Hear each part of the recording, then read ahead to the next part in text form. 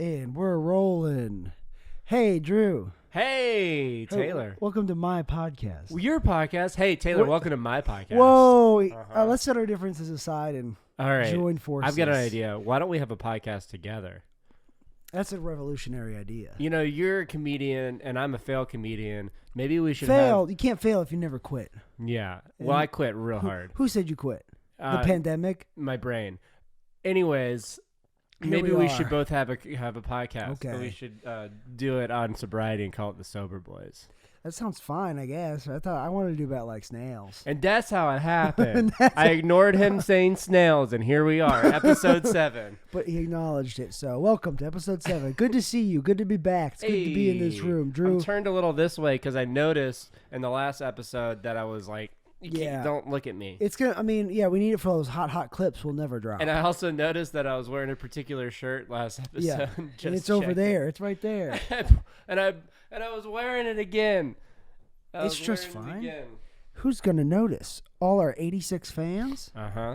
It's exciting. Yeah, we've got people listening a That's little good. bit. That's great. That's great. Yeah, we just need them. Now we just need them. We're gonna have them all in the same episode as a guest. Yeah, 86 guest podcast. Yeah, just But it's only 30. click yes on the e-bite, please. Yeah, we sent them. Check your spam, because it comes from Nigerian Prince at scam.com. So check your. It's the fun email. It's just a fun email. And people aren't very supportive. I'm Taylor. I'm an alcoholic. I'm Drew, and I'm an alcoholic. Taylor, what have you done today? It's Drew early, knows, yes. so it's okay if you haven't done that much, but what have you done today to Here's stay what sober? I did.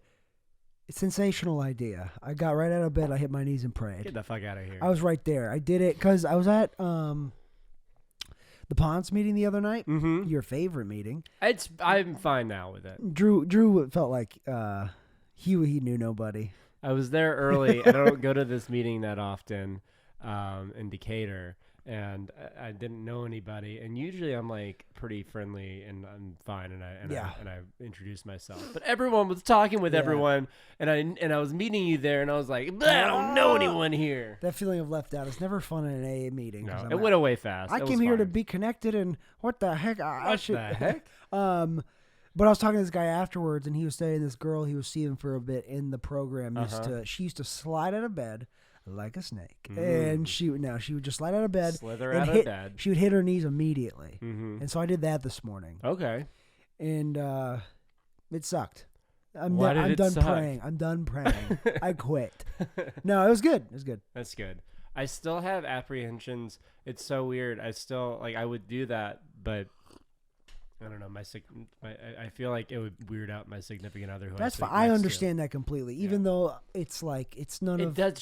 She doesn't care. it shouldn't matter. It's still there are certain things where like I was on the phone with my mom outside, and there was someone in the laundry room, and I refused to talk on the phone near people. Yeah. I do not want them to hear. I feel like it's just awkward. I don't want to see. I'm still getting over. Like it's so funny. I've gotten my life back. Yeah. And yet I still don't want to see my fiance see me on with my knees praying Yeah. because we were both started out agnostic, and I thought she would judge me. Yeah. Which she won't, but in my like little kid brain, I'm like, she's gonna make fun of me praying. She in her but she won't. I don't know. But do what you gotta do. I'll do what I gotta Pray. do. I pray in my car usually. Ooh, I did that a lot. It's just for me. It's what works for me a lot is because I live by myself. What too. prayers do you pray? Mostly, oh Heavenly Father, Oh, Art thou just Jesus and no one else? art No, thou please feeling don't. thyself? No, it's just that Drew would bring me some coffee today. And that was a did. big one. I brought you some coffee because we had Maxwell House, and there's nothing wrong with Maxwell House. There's a lot you of find it things in a lot of AA meetings, and Yes. it's comforting. It's but good I for just that. didn't want to have it today. Right. So I brought, I ground in my little grinder at home this beautiful Yemeni coffee, which means coffee from Yemen, from the Quaha House in Williamsburg, Brooklyn, New York.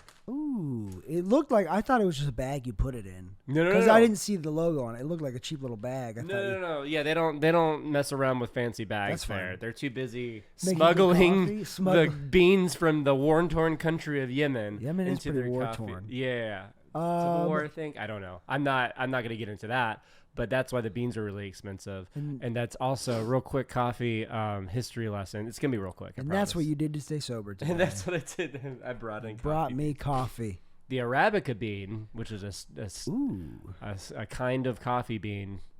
So started the growing of Arabica beans started in Yemen thousands of years ago. I've heard that. Yeah. Well, we didn't start it.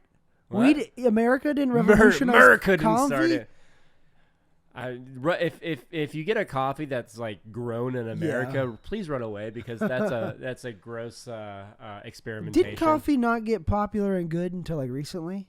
Like in the 90s? So we're in the third wave. Yeah. This is now a coffee Third podcast. wave? New wave. I want new wave coffee.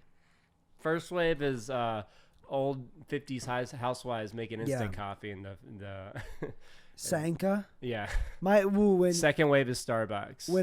And third wave is independent coffee. Who's the Italian comedian? Sebastian. He has a bit about talking about Sanka. Mancuso? Yes, Sebastian. He's very good for the audience that watches him. Mancuso. And he had a bit about Sanka, and my mom especially just loved it. Oh yeah, because you grew up in Ohio. And that's and Ohio isn't allowed to have good coffee. Yeah, they've been sanctioned. Yes. Hold on, before you get into the book. Oh shit! I was about to get into the book. I know, but I'd at least tell you where we stopped and where we're gonna pick up. You gotta tell me what you did to stay sober. Oh man, absolutely nothing. That's fine. You're doing it now. It's early. We can only do so much. I prayed in the car. We talked about what we did. I can tell you yesterday what I did to stay sober. I can't stay yesterday on yesterday's spaghetti. All right, fine. You can though. Actually, go ahead. I'll let we're recording it pretty early again in the podcast. Yes. In the podcast. We're early in the day. We're recording the podcast early in the day, and so I haven't done that much. I had planned to do more, but I fell asleep and after I hit my alarm. Who's counting? I'm human. Who's counting? I'm human. Yeah, I am technically winning the sober competition. Oh yeah, right you're now. killing me right now. I have time to catch up though. Yeah, I'll hit 3 meetings today. Well, that's so many. That's too many. I've never done that. I hit two meetings yesterday just because I didn't have a lot of work and I was able to. That's good. And I've done that once. Really? Ever once. Really? I double up every now and again. Yeah. It's not. I don't like force it or anything like that. But Can't hurt. It was beautiful yesterday, and I went to a park meeting. It was beautiful. And I went there after work, and then I have a bunch of friends that go to this other meeting at night. And one dude was like, "Hey, you going to this meeting?" I was like, "I wasn't planning on it," but he asked me. Yeah. And that was a nice thing. Okay, excellent. Just boring. I'm getting over this sinus stuff. I thought it was allergies. I don't know if it turned into a little cold. I don't know. I'm at the end of it, but it's still annoying. Springtime in Atlanta. But I'm going. We'll timestamp this. Happy opening day for Major League Baseball. Oh, is that baby. what that is? That's what your fiance said. Yeah, your partner. We're on the phone. She said, "Happy opening day." Ma'am. She said, "Happy opening day." We practice that. That's religion of baseball. That's good. Yeah, that's our holiday. And Drew and I share the religion of college football. Yeah. So. But, we won't get into that. That's for another podcast. You know what we'll get into right now? The freaking big book of Alcoholics Anonymous. We're in There Is a Solution on page 24. After we are without defense against the first string, just like the Atlanta Hawks. Against the wind. Running against the wind. Defense against the first drink. Yeah. No defense against the first drink. I'll let you start. Did I felt like I started last time. I forgot how to read. Oh shoot! I guess I'm picking this up. Where did we leave? What? After we are without defense against the first drink. Hell yeah. Hell yeah. We're gonna get into page 24. Yeah, page 24. For those following at home. Hold on, there's the big italicized, very expensive paragraph. Uh-huh. Where am I? After the italicized, very expensive paragraph. So the almost certain? Uh-huh. That was close, Drew. Whew, we found our place. I thought we had different books for a second. Well, we kind of do. Mine's soft and yours is hard. We've been over this. Yeah. All right, we're going to get back into it because Daddy needs his juice. Daddy needs his AA go-go juice. Daddy needs his juice. That's what I prayed for this morning. Is God, give me juice. God, give me that sweet, sweet juice. Yeah. I mean, that's, old timers told me to pray like that. I know. And old timers, what do they know? Where are they now? Probably in a meeting. Probably in NABA. Okay, here we go. 1, 2, 3, 4. Excuse me. You can do it. I believe in you. Into the book. You can start the book. I believe you. The almost certain consequences that follow taking even a glass of beer do not crowd into the mind to deter us. If these thoughts occur, they are hazy and readily supplanted with the old threadbare idea that this time we shall handle ourselves like other people. There's a complete failure of the kind of defense that keeps one from putting his hand on a hot stove. Oh, we're to the hot stove. Yeah, part. we're about to hit so many great metaphors. Classic AA trope, the hot stove. Yeah. The alcoholic may say to himself in the most casual way, "It won't burn me this time, so here's how." Or perhaps he doesn't think at all. I can relate to. I can relate to not thinking at all. Yeah, because I'm never thinking it out. I'm usually I feel bad. I just want to booze. Yeah.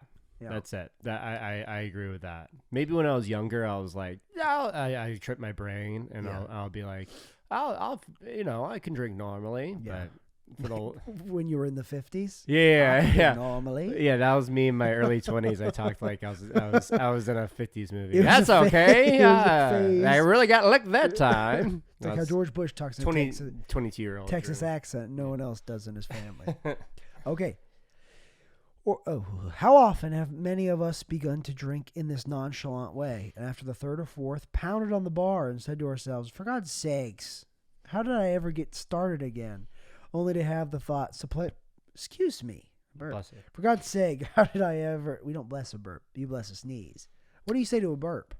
Shut the fuck up. For God's sake, how did I ever get started again? Only to have that thought supplanted by, well, I'll stop with the sixth drink, or what's the use anyhow? I can relate to what's the use anyhow. Once I started, I was like, might as well get good and licked, as the book said. Yeah, I can. It's with me and it's the same. It's the same thing. It's I want more, but for me, it's like once I drank enough, and then I wanted to smoke crack, I'd be like, well, I couldn't fight it. Yeah, I would pass out before I would head to any other extracurriculars. Wow. Personally, yeah, I was just old and slow. Old and slow. The Drew Quillian story. When this sort of thinking is fully established in an individual with alcoholic tendencies, he has probably placed himself beyond human aid. And unless locked up, may die or go permanently insane. These stark and ugly facts have been confirmed by legions of alcoholics throughout history. But for the grace of God, there would have been thousands more convincing demonstrations. Demonstrations, but, So many want to stop but cannot. So that was the truth before any of this was any AA started. And it's the truth now, but they had a lot of... Can you imagine medieval times? Yeah. A bunch of drunks at dinner at medieval times, and but do you think today's age it would be tough? Do you think if there were people from medieval times, but today they would have had a hard time? Like, what are these horses that are metal? I was thinking a bunch of drunk people in the room of a medieval times show. Yes, but also medieval times people that came from the past. There was a rift in the space-time continuum. We went off. But True. Can you imagine a time where there wasn't an AA? That would have been very tough. I agree, Taylor. Do you think? I just noticed your shirt has ducks on it. Great shirt. Ducks on the pond. Baseball, baby. Is that what that is? Yeah. Oh, it is a baseball field. Ducks on the pond is what it means when there's runners on base. I didn't know that. They call it ducks on the pond. What a cute little shirt. Acronym for baseball. Plug. But do you think there were people, I don't think we've talked about this, like in old time, say like the 1600s, or like pirates or people at a casino and before AA, and they're like, they had a drinking problem. Do you think anyone tried to start something like AA, or they just went to religion? Well, you had the Oxford group, right, that Ebby Thatcher found. So I think I wouldn't go as far back as the 1600s. I think you. I am. Oh yeah, you asked about that. I don't think those organized groups started as back as the 1600s, but I'm sure that they have tried to get rid of drunk people. Right. You've heard of the village idiot, the town drunk. Yeah, that's like a trope that started a long time ago. Do you think there are any drunk kings, like kings that were just drunk all the time? I bet you there's drunk popes. There's Pope Alexander VI, who was a fucking asshole.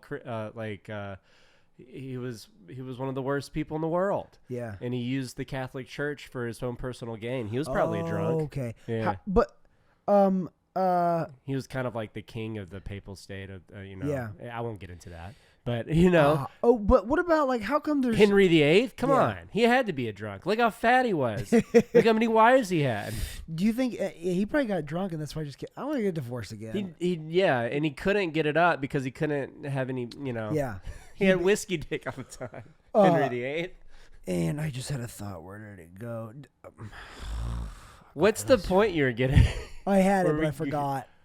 So let's get back into Do the you book think reading. people tried to do AA before No, Bill W? Oh, it wasn't poignant or anything, but I want to say it because I can't remember, and it really did matter. So we'll keep getting. Well, back into yeah, I think people tried to do something, and that's the miracle. But Yeah. that's the great part now is that we have an organized kind of like thing to go to that Yeah. has shown actual results Yeah. in people's lives. Yeah. So that's cool. Yeah. You know what it's called? It's called a solution, and I'll pick it up because on 25 we're going back in the book. It says in italics, there is a solution. Expensive. Don't you love it when you hear the title of the movie in the movie? We've heard the title of the chapter right now. There is a solution. Back in the book. Almost none of us like the self-searching, the leveling of our pride, the confession of shortcomings, which the process requires for its successful consummation, but we saw that it really worked in others, and we had come to believe in the hopelessness and futility of life as we have been living it. Okay, so that's what happened with me. Yeah. I think this what's happened with you.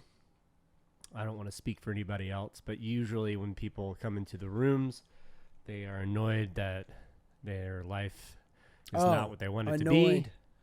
Annoyed. I can get Or annoyed in defeated, sobriety. yeah. Yeah. There's various describers of how the person's newcomer's feeling, but they feel defeated in life. They see people who seem to have figured out how to live their life without drinking, and that's attracting. They're like, how do you do that? I remember what Self-searching, I was leveling going of to pride say and before. confession. All right, what were you going to say? Winston Churchill. Yes. He was a profound, woke up, drank whiskey. Yeah, it was probably- He drank all throughout the day. Yeah. How is someone like that able to manage and just drink all around the clock, but not just like black out and be a wreck and just I don't know, run a country? Some people are different. He had Yeah. people helping him around. Those Burt Kreischer genes? He was in just awful physical health. Was he? Yeah. Yeah. It's terrible, awful physical Yeah. health. Like there's a I forget the historian, but there's a whole book on his physical Yeah. ailments. Oh. He's like a scientific wonder that he stayed Oh. alive. Apparently he was a little like Sassy boy? people didn't respect him. Like from other countries, they kind of didn't. This is what I heard on another Okay. podcast. They didn't respect him, and they would leave him out of stuff, and they would like make fun of It him. was probably embarrassing in moments if he Yeah. was too drunk. He was still like a lot of people in Alcoholics Anonymous are really charismatic, great personality, Oh, strong yeah. personality, Oh, man. and intelligent man. Yeah. And so that's the duality that you live with is you have like the light that people have in their like personality, like Churchill had, Yeah. and like other really famous people in history and good leaders. And then you had him battling his own demons with alcohol. Yeah. And if you take that away, all you have is like light and usefulness. And that's why we go to Yeah, this there's meeting. this one guy that goes to Ponce. I see him around. He's great. We'll call him Schmiegel. Schmiegel, and- yeah. He I see him as like this dude's walking around in like the fourth dimension of living. It's crazy. Yeah. He just has he's emitting a beautiful, beautiful light from his soul. Yeah. And we'll talk about the emanating that spiritual representation of the program once we get to the appendix. And then we'll talk about all the people we hate. Uh-huh. And psych, it's a fucking hate pod. And then we'll talk about movies and our favorite candy and back into the book. I think we're gonna get right back into the book. All right, so we're talking about what we have to do, and we do these things, these self-searching, leveling of pride, and confession of shortcomings, because that's what the people that have figured out their own life have done. Promotion through You attraction. tore the words right out of my brain. Yeah, man, I want to get into actually reading more, but we saw that it really worked in others, and we had to come to believe in the hopelessness and futility of life as we had been living it. When therefore we were approached by those in whom the problem had been solved, there was nothing left for us but to pick up the simple kit of spiritual tools laid at our feet, that be the 12 steps. We found much of heaven as we have been rocketed into the fourth dimension of existence, of which we have not even dreamed. Talk about a foreshadowing. That sounds like some cult shit to me. Yeah, it does. But it just means being connected spiritually. Yeah, I was in a meeting once, and in my share, I talked about like someone calling it a cult, and then later this other guy, you know him, we'll call him Taco Truck. Taco Truck. Yeah. But he was saying like he would rather be a member of the cult that drinks coffee than the one that drinks Kool-Aid. Oh, or nice. Something. It was something like that. Profound. Yeah, it was something like that. I like to say that this is a cult you can always leave if you want. Yeah, definitely.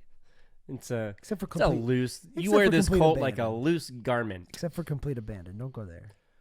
Yeah, we won't. Maybe later we'll talk about. Yeah. There are actual AA cults. We'll talk after we're through the first 164. We'll have theme shows. Maybe we're never gonna get there. Though at this rate, at the 100th show, we'll make it there. My plan's coming together. Never finished. Back to the book. The great fact is just this and nothing less. That we have had a deep and effective spiritual experiences which have revolutionized our whole attitude toward life, toward our fellows, and toward God's universe. Okay, there's an asterisk where it says spiritual experiences. It says fully explained in Appendix 2. That's on page 567. This is good. I know what it is, but it's good. It's really good. So we're going to talk about spirituality and knowing God, and we've already talked about praying, and that's the stuff that we do. Is it in the end? And so bravado. We're going to get more into the spiritual experience now. We're going to read Appendix 2, Spiritual Experience. Wait, let me get there. I'm waiting for you to get there. I just turned to a page called 567. Gutter Bravado. I've never seen that before. 5, 6, 7. I'm sorry, Drew. I'm just like I'm really screwing us. I'll drink some more of my salsa water. I got coffee and salsa water today. Good combo. Nothing better, in my opinion, than Kroger seltzer water. I don't need no flavors in it. This episode is brought to you by Drew and Taylor. Okay, here it is. I'm Drew. Oh, wow, it's long. No, wait. You want to do what? Or you? I want to start it, and then I'll pass it off to you. Okay. We're going to read it. We're not really going to... Let's not go too much into interruptions, and then we'll talk about it. No diatribes? No diatribes. Shoot! The terms spiritual experience and spiritual awakening are used many times in this book, which, upon careful reading, shows that the personality change sufficient to bring about recovery from alcoholism has manifested itself among us in many different forms. Yet it is true that our first printing many gave many readers the impression that these personality changes or religious experiences must be in the nature of a sudden and spectacular upheaval. Ooh. Happily for everyone, this conclusion is erroneous. In the first few chapters, a number of sudden revolutionary changes are described, though it was not our intention to create such an impression. Many alcoholics have never concluded that in order to recover, they must acquire an immediate and overwhelming God consciousness, followed at once by a vast change in feeling and outlook. Among our rapidly growing memberships of thousands of alcoholics, such transformations, though frequent, are by no means the rule. Most of our spiritual experiences are what the psychologist William James calls the educational variety because they develop slowly over a period of time. Quite often, friends of the newcomer are aware of the difference long before he is himself. He finally realizes that he has undergone a profound alteration in his reaction to life, that such a change could hardly have been brought about by himself alone. What often takes place in a few months and could seldom have been accomplished in the years of self-discipline. With few exceptions, our members find that they have tapped an unsuspected inner resource, which they presently identify with their own conception of power greater than themselves. Take us out, Taylor. Most of us think this awareness of a power greater than ourselves is the essence of spiritual experience. Our more religious members call it God consciousness. Most emphatically, we wish to say that any alcoholic capable of honestly facing his problems in the light of our experience can recover. I need to read that again. Most emphatically, we wish to say that any alcoholic capable of honestly facing his problems in the light of our experience can recover, provided he does not close his mind to all spiritual concepts. He can only be defeated by an attitude of intolerance or belligerent denial. We find that no one need have difficulty with the spirituality of the program. Willingness, honesty, and open-mindedness are the essentials of recovery, but these are indispensable. Here's a quote. There is a principle which is a bar against all information, which is proof against all arguments, and which cannot fail to keep a man in everlasting ignorance. That principle is contempt prior to investigation. Herbert Spencer. There you go. I just kind of contempt prior to investigation just like hit me as like I just haven't really thought about it before. Yeah. But it's just like my advice right now to any newcomer, because how I'm experienced is maybe give it a try. Yeah, don't maybe try it. Maybe try to see if you can have a spiritual experience. Do you watch Ted Lasso? I watched the first season. You know the dart scene? It's a very famous dart scene. He's talking about the Walt Whitman quote, where he's talking about kids judging him instead of being curious. Yeah. So that's the contempt prior to that investigation is that Walt Whitman quote. Be curious, not judgmental or whatever. Yeah, and I think that's where I'm at this time. I know we said we wouldn't go off, but this is important. We read the okay. Yeah, you're fine. Oh, thank you. But I wouldn't say I had contempt prior to. But here's what my contempt was. Apathy, I guess. maybe. Yeah, I didn't want to do the work, Yeah. or I didn't know how to do the work. I wasn't listening to a sponsor. I wasn't really working with a sponsor. Yeah. My sponsor I'm working with now, I'm actually meeting up with him and just because doing stuff like this, what we're doing right now, reading the book and going through the steps together. And I just wasn't doing that. I was lacking something in my program that I am doing now. Mm-hmm. And it's allowed me to actually feel a God. Because I feel it. For me, I feel a lot of stuff. Yeah. And for me, recently especially, I've felt a God consciousness. And I was like, I've shared about this a few times at a meeting, but I was in that bed over there. You see it? You see it, guys? It's over there. And I was in the bed. It's comfy. It's a Helix mattress. It's paid off in full. Nice. And I was laying in my bed. Your money at me. Okay, you're laying in bed. I'm very successful. I have mattress equity, Drew. Let me tell you about mattress equity. No. You're laying in bed. I was laying in bed. I was watching a program, and I had this like weird sensation of like it felt like I was being held, or like it was like a warm sensation. You heard me share about this in the meeting, but it was like I was. They like, haven't. It felt like I was being held by God or whatever. I don't know. It sounds very ethereal and woo-woo, but that's how it felt to me at the time. Yeah. And it felt nice. I was like, this is nice. Yeah. And I don't know what God is. I can't pinpoint exactly what it is, even for me. But for me, it's just something bigger than me. I call it God because it's just easier for me, and I like that word for it. And for me, maybe it's a man. I don't know, but it's a beautiful entity that I can't define. I have no control over. Maybe he has control over me, but praying to this thing just seems to make my life more manageable than on my own accord. On my own accord, I smoke crack with homeless people. They spill meth in my truck. I smoke that. I just try to. I make my higher the power. classic sitcom episode of the meth head spilling, the crackhead spilling meth in your truck. I had a joke about like, I was trying to tell that story. I was like, you don't cry over spilt meth. You smoke it. But it is. I'm so right, audience. You guys know. No, I did not to get off the point. The very good point that you were making is, it's very easy to over intellectualize this shit, and to feel like,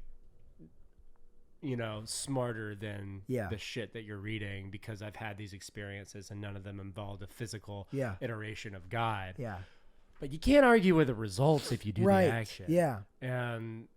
And I hope nothing I'm saying is like perceived as like this is the right way to do it. I'm an expert. No. I am not an expert on any of this. This is just what I've been doing that's been working. Open-mindedness. Yes. Willingness. Honesty. We can do how. It's easy for, I have sponsees and my triangle in the circle. My sponsor did this with me. It's you just write HOW, honesty, open-mindedness, willingness, and that's the easiest way to go about this God thing. Yeah. And be okay with yourself if you don't have, like, that's what this thing is like. It's okay if you're not visited by, an angel, being like, it would be cool. Your obsession to drink is now removed. I am Moroni of the. What's cool about this program though is what Drew and I are saying right now. Sure, we have our opinions, but this is just what we've been told. This is just what the book outlines, and then we've done a little bit of it. We've done a little bit of action and got a little bit of the result. Yes. Well, we've done a little bit of action, got a lot of bit of the result. That's how it feels right now. Yeah.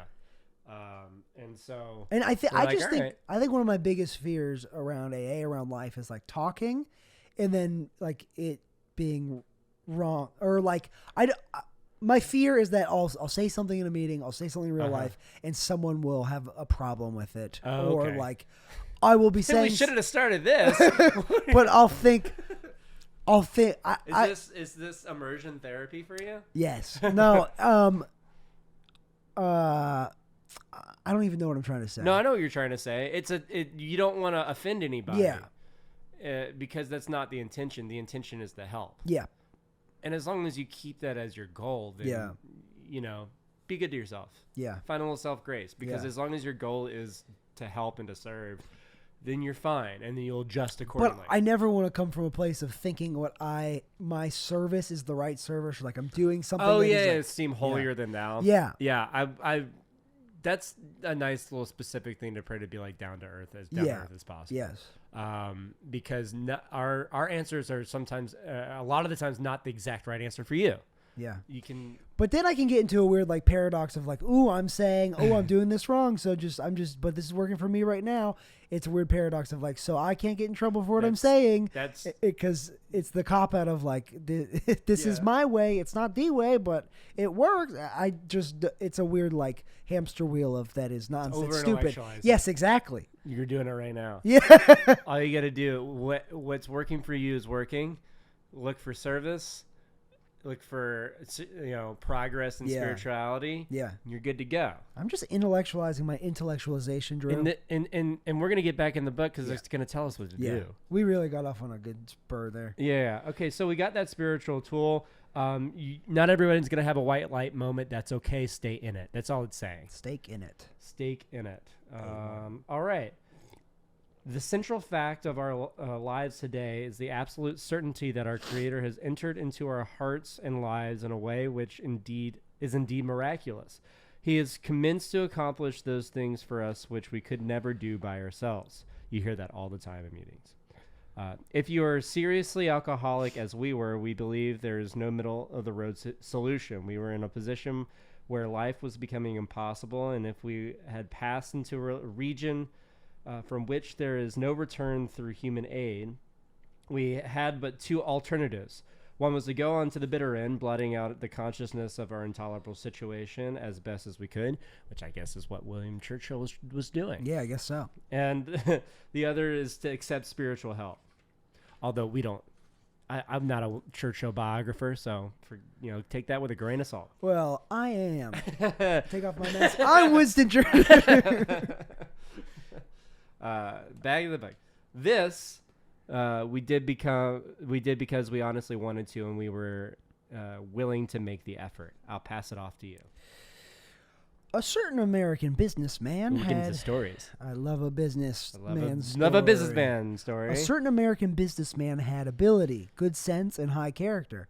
For years, he had floundered from one sanitarium to another. A good fish reference right there. Uh-huh. Flounder's a fish. Mm-hmm. I'm so sorry. I just couldn't help myself about... Quit your carping and get in there. Oh, no. He had consulted the best-known American psychiatrist. Then he had gone to Europe, placing himself in the care of a celebrated physician, the psychiatrist Dr. Young, who prescribed for him. Though experience had made him skeptical, he finished his treatment with unusual confidence. His physical and mental condition were unusually good. Above all, he believed he had acquired such a profound knowledge of the inner workings of his mind and its hidden springs that relapse was unthinkable. Nevertheless, he was drunk in a short time. Oh, surprise, surprise. More baffling still, he could give himself no satisfactory explanation for his fall. So he returned to this doctor, whom he admired, and asked him point blank why he could not recover. He wished above all things to regain self-control. Good luck, bucko. Yeah, buddy. Good luck. You should have read this book first, bud. Get to a meeting. He seemed quite rational and well-balanced with respect to other problems. Yet he had no control whatever over alcohol. Yet he had no control whatever over alcohol. Why was this? He begged the doctor. Sorry, he begged the doctor to tell him the whole truth. We'll and get he through the got story. it. We can do it. I know. I just Southern lawyer sometimes comes out. Your Atticus Finch came out. I do wish you could look upon yourself to give me a kiss. I just want one. That's a bad lawyer. I just want one kiss. You can pay me in Take the Atticus Finch out your mouth and continue the story, please. You can pay me in one simple kiss. Okay. Get your butt back into that book. Get your butt back into your butt. Yeah, I stole that way of talking from Jason Sudeikis in Main Justice SNL. Yeah. Have you ever seen that? No. sketch? Yes. Yeah. Okay. I do that voice sometimes on stage because it's so fun. Foghorn Leghorn. I Yeah, guess. it pretty much is. Yeah. He begged back in 26. He begged the doctor. I'll read. He begged the doctor to tell him the whole truth, and he got it. The doctor's judgment. In the doctor's judgment, he was utterly hopeless. He could never regain his position in society, and he would have to place himself under lock and key or hire a bodyguard if he expected to live long. That was a great physician's opinion. But this man still lives and is a free man. He does not need a bodyguard nor is confined. He can go anywhere on this earth where other free men may go without disaster, provided he remains willing to maintain a certain simple attitude. Some of our alcoholic readers may think they can do without spiritual help. Let us tell you the rest of the conversation our friend had with the doctor. The doctor said, "You have the mind of a chronic alcoholic. I have never seen one single case recover where that state of mind existed to the extent that it does in you." Our friend felt as though the gates of hell had closed on him with a clang. Clang. Sorry, we're going to make noise if you say clang. He said to the doctor, "Is there no exception?" Sorry, it's not funny. He's dying. No, the clang thing. Clang, clang with him. You expect us to read this book and not make sound effects? Bill Wilson, what were you thinking when writing this? What were you thinking? All right, he's talking to Carl Jung again. He said to the doctor, "Is there no exception?" "Yes," replied the doctor. "There is. Exceptions to cases such as yours have been occurring since early times. Here and there, once in a while, alcoholics have had what are called vital spiritual experiences. To me, these occurrences are phenomena. Phenomena. They appear to be in the nature of huge emotional displacements and rearrangements. Ideas, emotions, and attitudes which were once the guiding forces of the lives of these men are suddenly cast to one side, and a completely new set of conceptions and motives begin to dominate them." So this is what you'd say the turn, the psychic change. For me, it was acting like a very selfish asshole into searching for service without gaining any personal gain. That was my shift, and you see it a lot. All right. Back to it. In fact, I've been trying to produce some such emotional rearrangement. This is the doctor talking. I've been trying to produce such emotional rearrangement within you. With many individuals, the methods which I employ are successful, but I have never been successful with an alcoholic of your description. Upon hearing this, our friend was somewhat relieved, for he reflected that after all, he was a good church member. This hope, however, was destroyed by the doctor telling him that while his religious convictions were very good, in his case, they did not spell the necessary vital spiritual experience. Here was a terrible dilemma in which our friend found himself when he had the extraordinary experience which, as we have already told you, made him a free man. Do you want to pick it on up? Yeah. I won't mess it up this time. I got. Well, I do want to say it was a interesting point where he's like, you need a spiritual experience. Basically, he said, you need a spiritual experience. Yeah. And he's like, that's cool. I go to church. Yeah. And he's like, I said spiritual, not religious experience, basically. Yeah. That's a way. That's a good way to cap it up. Yeah. Great work. Yeah. AA is not a religion. It's a spiritual program. Right. And some people reiterate that. Yeah. It's not a religion. It's a spiritual program. I'm clapping back at I did. you. I was on the phone with my grandparents. I was talking about them about God and stuff. And then my grandpa said something along the lines of like, it's blah, blah, blah. It's nice that you're comfortable in your Christian religion. And I didn't want to correct him. It was like, whatever. Yeah, sure. But I used to be really against it. Yeah. Like angsty teen about it. Shut up, Jesus. Go Right. to this is my room. If I was religious, I would go to a Christian church, but I just don't. I don't have. I don't have time. To each their own. I have Yeah. a buddy who finds his spiritual experience in church, and as long as he finds his spiritual experience Yeah. in church and that works for him, fantastic. Yeah. Do whatever works for you.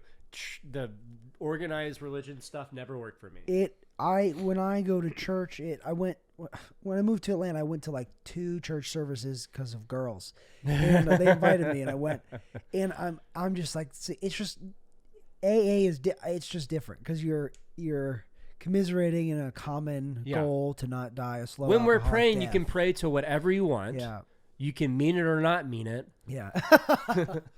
You know. But maybe that's praying for willingness to be willing. Yeah. Yeah. And you God, figured out I don't mean this or it's a nothing. very but- personal relationship with a higher power of your choosing. God, I mean, I'm not saying this to mean it, but like, Yeah, can yeah. you help me out or something? Guess what? If you're still saying that, you're doing the action. You're gonna get some sort of benefit. I take the prayer back. My prayers go up. My prayers go up in the sky. All Okay, right, I we're will. almost done. We, in our turn, sought the same escape with all the desperation of drowning men. What seemed at first a flimsy reed has proved to be the loving and powerful hand of God. It's funny how we're just talking about that. And then Yep. A new life has been given us, or if you prefer, a design for living that really 12 works. Steps designed for living. What the heck? What the frick? The distinguished American psychologist William James, in his book Varieties of Religious Experience, indicates a multitude of ways in which men have discovered God. We have no desire to convince anyone that there is only one way to be which faith can be acquired, what we've been saying pretty much this whole time. Yeah. If what we have learned and felt and seen means anything at all, experience right there, experience, that's crazy. Yeah. I like this part. Yeah. If what we have learned and felt and seen means anything at all, it means that all of us, whatever our race, creed, or color, are the children of a living creator with whom we may form a relationship upon simple and understandable terms as soon as we are willing and honest enough to try. Those having religious affiliations will find here nothing disturbing to their beliefs or ceremonies. And vice versa. Yeah. Those, I don't think, if you're an atheist, you can find a connection in science. Yeah. I think. Yeah, there's no friction among us over such matters. I just wanted to finish that chapter. Yeah, That's a great chapter. Or paragraph. Paragraph. I like this whole entire chapter. But that paragraph especially paragraph's kind of really good. It's the outlines middle thick ass paragraph on page everything 28. we've been saying. We're not trying to say like our way is better than Yeah. religion. If that also it's your side dish or your main dish to AA, that's great. Maybe it is they propagate each other. That's not the word, but they proliferate. Work in each other. tandem Yeah. together. Tandem, like we're finishing the chapter so close. I'll pick it up. We think it no concern of ours what religious bodies our members identify themselves with as individuals. This should be an entirely personal affair which each one decides for himself or herself in the light of the past associations or in their present choice. Now, all of us join religious bodies, but most of us favor such memberships. This is kind of old school. I think a lot of people just kind of figure it out on their own, or to get, in the following chapter, there appears an explanation of alcoholism as we understand it. The chapter addressed to the agnostic. Many who once were in this class are now among our members. Surprisingly enough, we find such convictions no great obstacle to spiritual experience. So we're going to talk and read more about it soon. Further on, clear-cut directions are given showing how we recovered. These are followed by 42 personal experiences, and is just laying down the organization of the book now. Each individual in the personal stories describes in his own language and from his own point of view the way he established his relationship with God. These give a fair cross-section of our membership and a clear-cut idea of what has actually happened in their lives. We hope no one will consider these self-revealing accounts in bad taste. Our hope is that many alcoholic men and women desperately in need will see these pages, and we believe that it is only by fully disclosing ourselves and our problems that they will be persuaded to say, yes, I am one of them too. I must have this thing. That's why you send people to meetings, and you hope they connect with whatever's shared in the meetings, and then they can go on the path of action that will further read about. Yes. That is there as a solution. We read the chapter. We did it. Got through it. So, Finished the doctor's chapter. opinion, you have this thing, you can't get rid of it. Sorry. It's in you forever. It's in you forever. As far as we know, unless Bill's they... story, I had this thing too. This is how I Yeah. figured it out. And there are things that we connected with. And you can always read it in this voice. Yeah. And then there's a solution. Because he wrote it in that voice. Yeah. On a... There is a solution. You can get what Bill wants, but you're going to have a spiritual experience. This is kind of what it looks like. Yeah. We'll get it in more into it. Mm-hmm. That's where we are so far. That's crazy. Not crazy. We got like 14 minutes left in this hour. Oh, shiz. We got to fill it with just elaborate diatribes about... Oh, this is good. That was I liked the end of that chapter especially. Mm-hmm. So we're probably not. We can change our minds in the spur of the moment or whatever. We're probably not going to get into the stories. Yeah, we could maybe, but it's good that they're there because they're right. There are a bunch of different people sharing different experiences, and they all have the common the common problem. Yeah, they couldn't quit drinking. Yeah. They had that obsession. Yeah. And they had that allergy. I wish my dad read the stories to me as bedtime stories. Yeah, that's what I'm reading my kid. Watch out. Yeah, my dad read me Tom Sawyer. Oh, really? He read that Did book. he say the N-word? No, he did not. He didn't. No, he didn't. There's a Louis C.K. joke about that. Yeah, there is. It's funny, but can't say the word. Louis C.K. anymore. You can't say that word. Yeah, you can't. the L-C-K. Say the N-word all you want. Can't say Louis. Well, you can in private, I guess, but it's God. not. I wouldn't. No. But yeah, he read that book to me, and that is, I don't remember what happens. Tom Sawyer's a little conniving bitch. Uh-huh. He would be great on Tommy Soys. Tommy Soys. Soy he would be great on like in Bravo. Yeah, I don't know what that is. The TV network Bravo. Yeah. He'd be great on like Real Housewives. Oh episode. yeah, they need to do a reality show about old fictional characters of like all Mark Twain characters. Yeah. They're all sassy bees. Yeah. Man, how are you feeling about your program right Pretty now? good. Yeah. Didn't you go through like a week where you're like, maybe it's because you were working a lot, but yeah, you're calling him on the phone, weeping openly. Yeah, a bunch of crying. No. Yeah, you'll find this. I think, and if we do have people on with a lot more time, they'll probably agree. Yeah. That you're not flying high all the time. No. There's dips and it's like, Yeah. it's like you want it to not be like a very exciting roller coaster. Yeah. You just want it to be like a kiddie coaster Yeah. sometimes. Like there's gonna be moments and weeks where you're not feeling 100% and that's okay. Yeah. But you have resources and you have stuff in the program to kind of get you out of it. Like the Gemini Junior at Cedar Point. Do you know what that one's called? There's the Gemini at Cedar Point. Cedar Point, amazing theme park. Maybe best theme park. Now we're just getting into nation. Ohio coaster talk. Drew is kind of a roller coaster aficionado. Coffee and roller coasters. No, he knows who builds them. Millennium Force. Go. Who built it? I don't want to say. Don't you know it? Intamin. What about the Maverick? I don't think Intamin Intamin built Maverick. Millennium Force is aerodynamics. Okay. This is It's bad. amazing that you know this. If you have any kind of autism, it's in roller coasters and coffee. It's embarrassing that I know. I'm cutting this shit. Yeah, it's very important that they hear the fact that I know which our fun manufacturer. banter. No one even knows. You're naming roller coasters at Cedar Point, which is the coaster mecca of the United States. America's Roller Coast.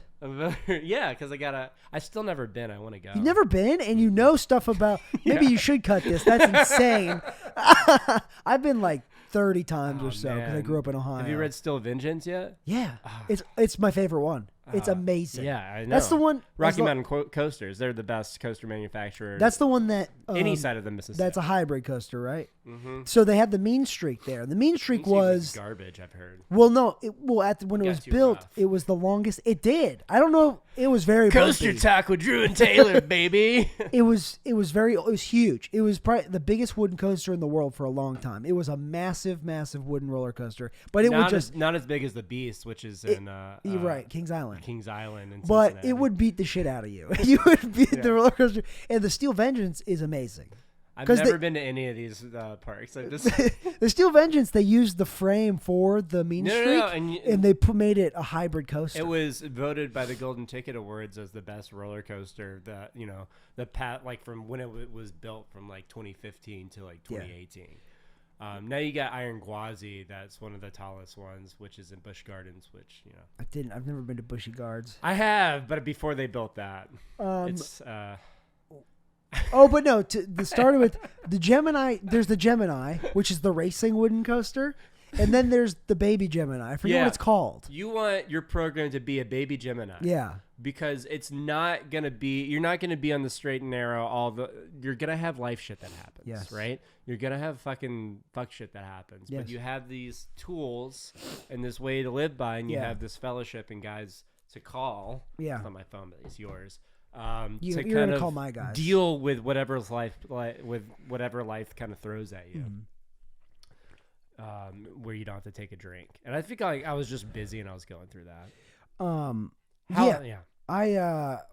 I was recently in it was like a 2-week stretch where I was just like, I felt so serene. I was a serene being. Yeah, that's nice. You gotta kind of be as present as you possibly can. But I think in the past I've been like, oh, is this gonna end? What's gonna happen when it ends? But this time I was just like enjoying it. And then I got kind of like allergies, or I got a little cold this week, and I was just not. When I get a cold, I just don't feel 100% myself, and I really like feeling 100% myself, because being me is the best. And the beauty is you'll get back to that. Yeah, just keep.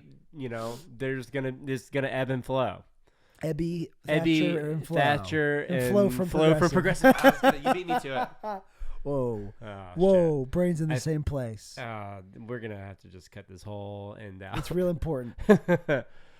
They'll like it.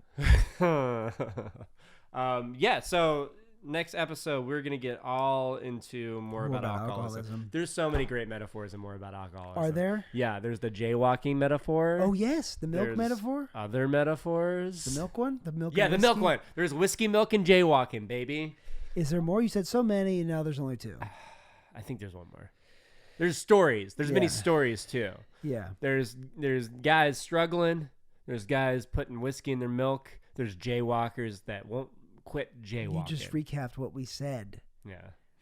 We're going to make up our own. We're going to write our own. We're going to write our own metaphor for more about alcoholism. Yeah. More about alcoholism. There's more alcoholism. Yeah, there's a lot. There's a lot to it. I really got to pee. All right. I think it's a good place to wrap it up. I think we're good. All right. We'll read more about alcoholism next week. Thank you so much. We love you more than you'll ever know. Mwah. You are our children, our little tiny children. We are gods, and you are our children. Well, if you put if I've learned anything about alcoholism, is that you can become your own. You can become your own god. That's what I learned from alcoholism. Can't be self-will if it's self-will and thy will. Sly will. Sly will. Yeah. Oh shit. Drew broke my fucking pen. God dang it. That's okay. I have a bunch more. Sorry. I hate when I break them. All right, we're going to get out of here. All right. Thank you so much. I'm Taylor. I'm Drew. And we're alcoholics. We're sober boys. Well, I am a sober boys. Goodbye. Bye. I love you the most. Oh, shit.